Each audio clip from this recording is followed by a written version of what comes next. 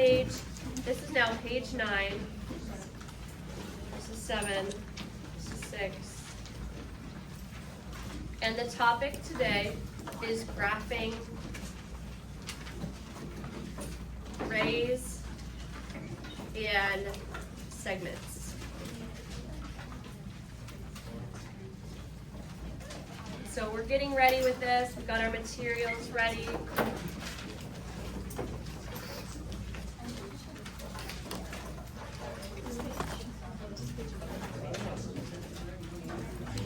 So my notebook is actually larger than a standard piece of paper. You can see that there's space for me to perforate. So that's kind of cool. And I can move these out of the way.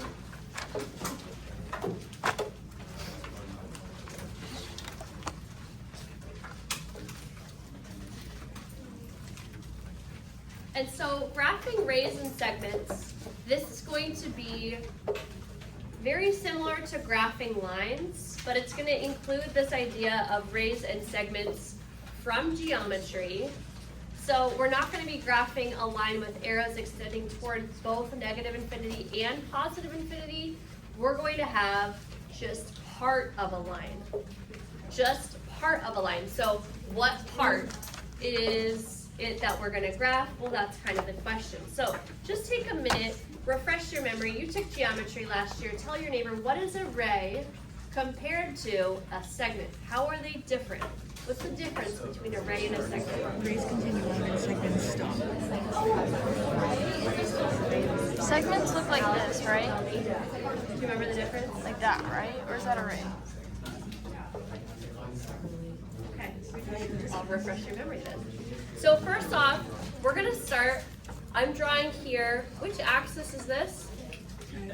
This is the x-axis. I concur. This is the x-axis. And what we remember about the x-axis is that it extends from where? What's array? Negative infinity to who over here? Positive infinity. And so we need to have that general idea in our mind. So what we're going to do is we're going to take this x-axis and we're going to cut it into pieces. And that's going to be a domain restriction. So our first, I'm going to have 3 different ways that we could do array versus a segment. I'm going to put the segment in the center. This is going to be array. And this one extends to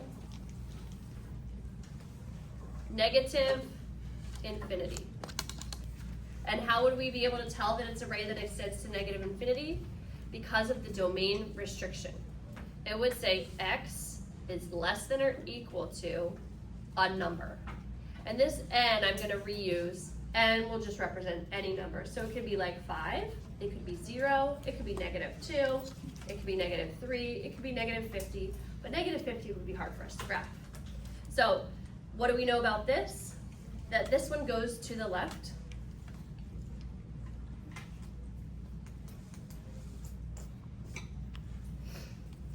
And it would be one of these shapes. Now I have the closed circle here because in this case I did underline it. Now if it wasn't underlined, we would use the open circle. But what we notice about this is that the arrow points to the left. The domain for this function, just like the interval notation, and some of you guys may have been absent or not been enrolled in my class, and we talked about interval notation for inequalities. So this would say negative infinity, 2, and then this would be a number, so n. And because we have the underline or the closed circle, we use the hard bracket. Now that could change to a soft bracket if it was an open circle. Hopefully so far, nothing is too crazy yet. So what are we going to be doing? We're going to have an equation of a line that's going to be this shape that has an arrow going to the left, but that starts at this random location. Thank you, Reed.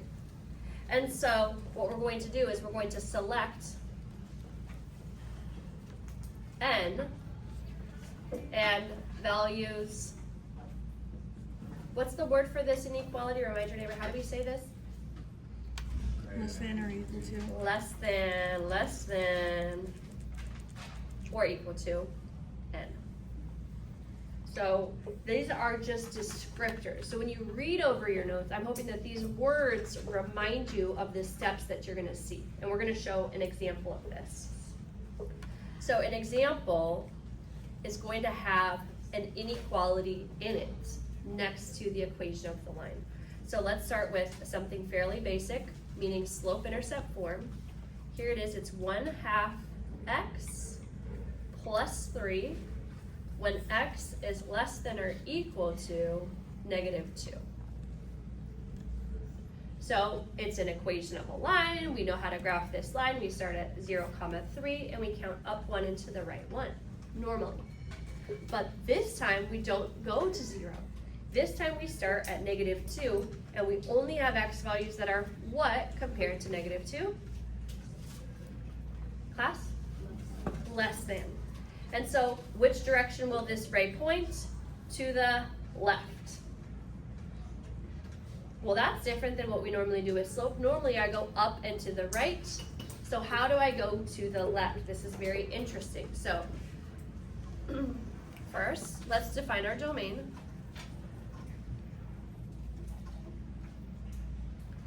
The domain is something that we can do without graphing. We can always get the domain right because it's right here. And so values that are less than negative, meaning going toward -infinity. So the domain is -infinity until -2, and I have the underline there, just like we had up here, so that it would be exactly the same. Now, there will be cases when it doesn't have the underline. Keep that in mind. And so what are we going to do? We're going to make a table of values. X comma y from this equation, and we're going to carefully select the x values. So this number here will always be the first value to select. And this time it's going to be a closed circle, but other times it will be open circle. So I'm just going to note that we always plug in this value. Because students will sometimes think, oh, I should plug in -3 because that's less than -2. We have to know where to begin our array, so we're always going to plug in the boundary value, whatever it is. So into my table, that value is -2. Now, just so that I'm being clear, I'm going to plug this into the equation as x, so that's going to be 1/2 times -2 plus 3, and look, I'm showing all my work. Isn't that nice? And half of -2 is -1, and -1 plus 3 is 2. So I hope that you can do this arithmetic and get the y value. This is the work that you have to do. Okay, so what did I do here? I plugged in the x value to the equation, I did the computation, and I got out the y value. So far, so good? Okay. So I'm going to show it one way, and then I'm going to show it a different way. So because I have this little piece of graph paper here, I'm going to graph all three on the same plane. So I'm going to make one big graph. I'm going to just go to the center and call this the y-axis. And you can follow along. And then right along the center, I'm also just going to place the x-axis. Now in your homework, you can do this if you want, but it might get a little bit messy. You could just make some small graphs, but be mindful of the fact that you need the y-axis to be tall enough to meet the coordinates. So I would recommend getting your coordinates first so that you make a graph of an appropriate size. So I'm going to go to -2, 2, -2 for x, +2 for y.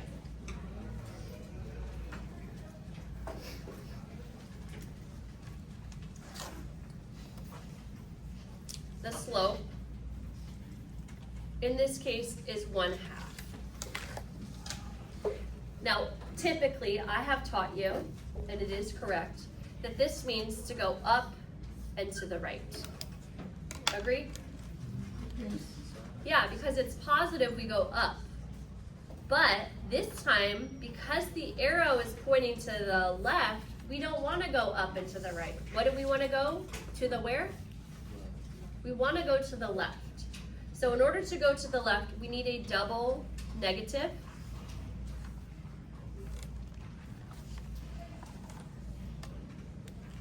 Which means we're going to be going -1 over -2, which is down and to the left.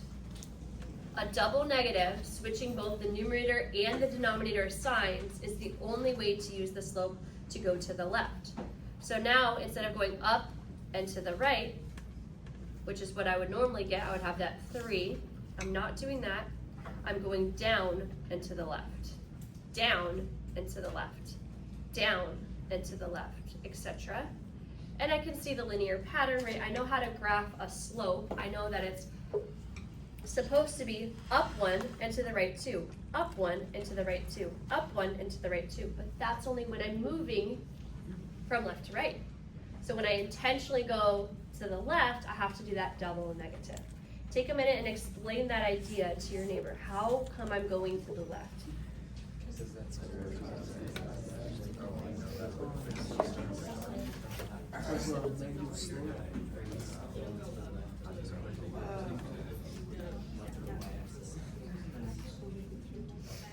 And then you saw I just used my straight edge to connect the dots here. This piece is now graphed correctly. This one is 1/2 x plus 3. We could see where it would cross through the y-axis at 3. This is just to talk to ourselves and say, yeah, I agree that it would have a y-intercept of 3. But this expression only is on the graph when x is less than or equal to -2. And we can see that here. This is -2. And you guys can see that this is the x-axis. And so this is kind of our first ray. Now, some people don't love slope. They're like, slope is too tricky for me. I won't be able to do that. I want a different method. Yes, of course. So instead, another pattern you could do is you could think of another number for x. So what is a value for x that is smaller than -2 and would be appropriate to be multiplied with half? So think of a few choices between you and your neighbor. What are a few choices for x that would be good choices for this? -4, -6, Yeah, -4, -6, So hopefully your neighbor said something like -4. -4 is a good choice because it's smaller than -2 and it's even, and that means that it would cancel out with the 1/2. If you selected -3, you can do that math, but it will be more complex because you're doing math with a decimal or a fraction. It's just harder for students. I would love you to choose a number that's easier. So then I'm going to do the math. It's 1/2 of -4 plus 3, which is the same as the value. Do the math, calculate it, take your time, get it right.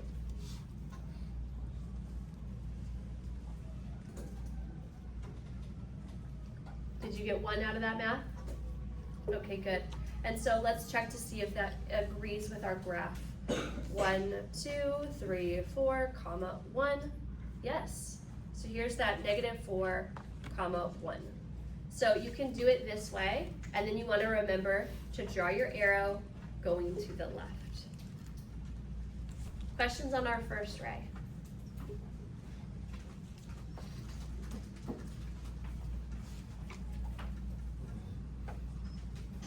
Let's do another ray.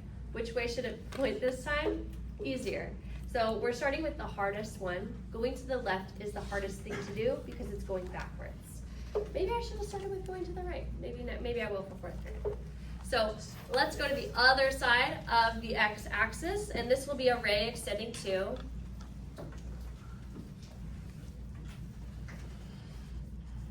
the right, or positive infinity. So this is x is greater than, this is x is less than. This one will be x is greater than n.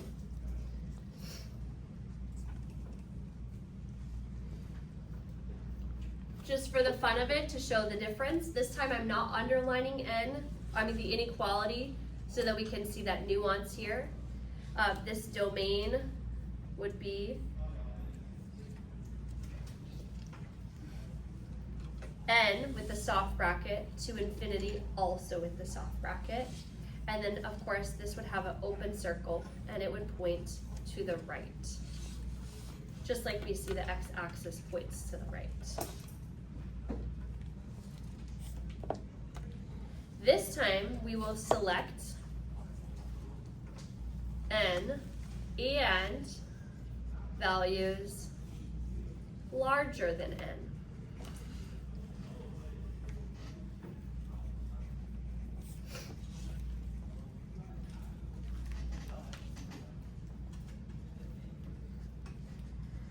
Let's do another one, y equals 2x, for x is greater than 0. Kind of a fun one.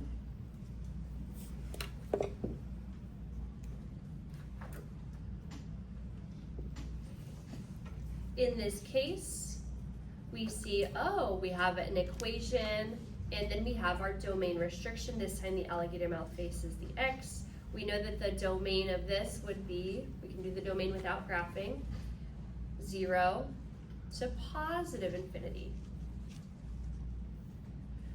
When we want to graph this, now some of us might be experts and just know how to graph it instantly, but we pretty much always want to make the table. And what number are we going to plug in here to the first x value? 0 is correct. So I'm just going to circle it. We always plug this in. What kind of circle will it be this time because there's no underline? Well, this time it's going to be an open circle. So when I plug in 0, that's 2 times 0, which is equal to 0, just like you would expect. So that means that right here we're going to put an open circle. And then my slope 2 is up 2 and to the right 1. And because we're moving to the right, I can just go up 2 and to the right 1. Which makes me feel very happy and good. Connect my dots.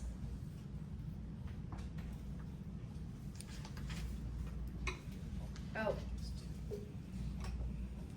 Is that the only thing I could do? No. What's another value that I could plug in here in case I don't like using slope or slope confuses me? What's a number for x that's larger than 0? 2, sure. And then I would do 2, and I would go to the coordinate 2, 4. 1, 2, 1, 2, 3, 4.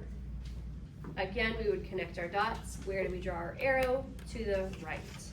So what's going to be the tricky part about this is that we do not pass the open or closed circle when we connect our dots. We just start or stop at that location. How are we doing? We ready for a segment? Are we ready for a segment? Okay, our segment. The segment is the easiest one, so I saved the best for last for all of you. What makes it the easiest is that it's going to look like this. Let's say it's LM, inequality X, inequality with the underline N. So this will start at M and stop at N. So what that means for us is that when we look at a segment, we don't have to turn our brain on at all. We're told exactly what values to plug into the equation. So I will always make a table. So I'm going to plug in both M and N.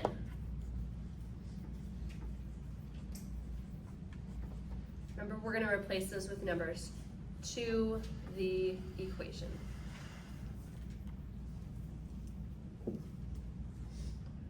So if we have our example, y equals 7 for -2 x 0, 7 is a very simple equation, but it's sometimes some students, you won't have it in your homework tonight, but it will be on our next sets of homework. So just to kind of preview it now, what are the two numbers that we're gonna plug into the equation as x? Tell your neighbor, the two numbers that we're gonna plug into the equation. 0. Okay, did your peer say -2? -2 is correct. What's the other number we're gonna plug in? 0. At -2, what kind of circle will you place along the graph? Open. Open.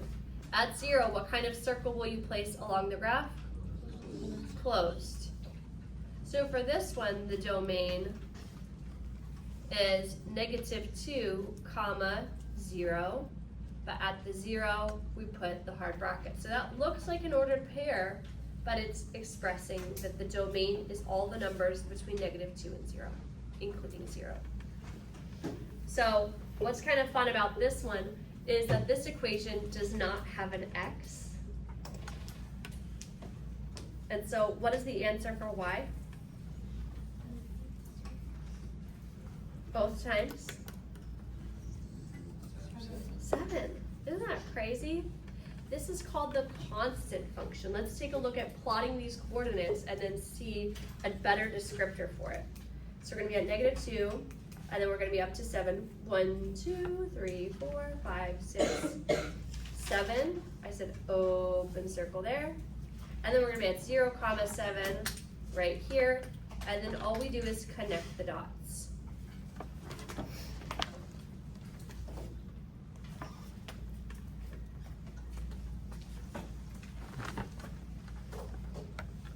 So for these ones, we can kind of just sit back, do the arithmetic, and connect the two dots. Whereas on these two, we've got to carefully draw an arrow going in the right direction.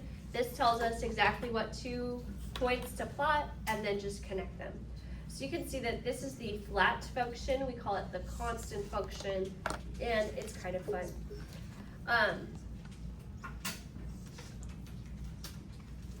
This is a start. This is where we're at right now. And so you have your graph paper. I'm going to pass out to your assignment for you to get started on, since that will help us come up with some more questions. Right, I want you to have time in class. Perfect. Okay, we've got about 15 minutes. Is that right? Yeah, right on. And we are stopped.